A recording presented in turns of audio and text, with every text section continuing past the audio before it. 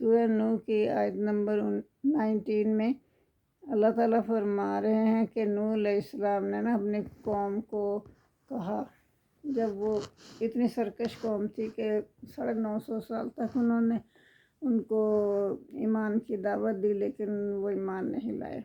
بہت کم لوگ ان میں سے ایمان لائے۔ تو وہ اپنی قوم سے کہہ رہے ہیں کہ اللہ تعالیٰ نے تمہارے لیے زمین کو بچھونا بنایا تاکہ تم اس کی کھلی راہوں پر چلو۔ پھر نوح علیہ السلام نے اپنے رب سے شکوہ شکایت کی، انہوں نے کہا کہ اے میرے رب، بے شک انہوں نے میری نافرمانی کی اور ان کا اتباع کیا جنہیں ان کے مال اور اولاد نے خسارے ہی میں بڑھایا، اور انہوں نے بڑے بڑے مکر کیے، اور انہوں نے کہا تم اپنے معبودوں کو نہ چھوڑو تم ود کو اور نہ سوا کو اور نہ یعوس کو اور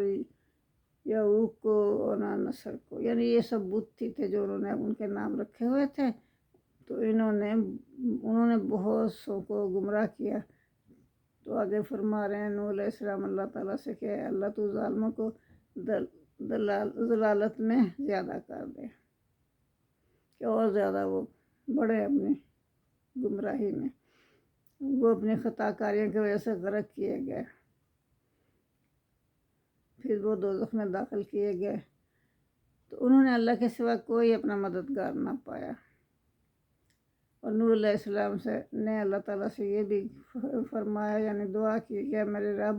زمین پر بسنے والے کسی کافر کو نہ چھوڑنا، بلا شبہ اگر تو نے ان کو چھوڑ دیا وہ تیرے بندوں کو گمراہ کریں گے اور آئندہ فاجر کافر ہی جنیں گے، اور ان کی اولاد ہوگی جو وہ سب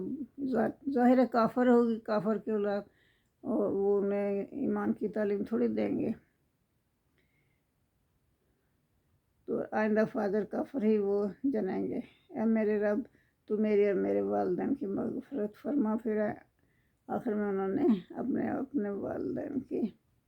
مغفرت کی دعا کی، اور ہر شخص کی جو میرے گھر میں مومن ہو کر داخل ہو، اور مومن عورتوں کے لیے بھی اور مومن مردوں کے لیے مغفرت کی انہوں نے دعا کی، اور ظالموں کی بربادی اور ہلاکت میں زیادہ کر، اور اللہ تعالیٰ سے درخواست کی کہ ظالموں کو تباہ و برباد کر کے رکھ دے۔ جزاک اللہ۔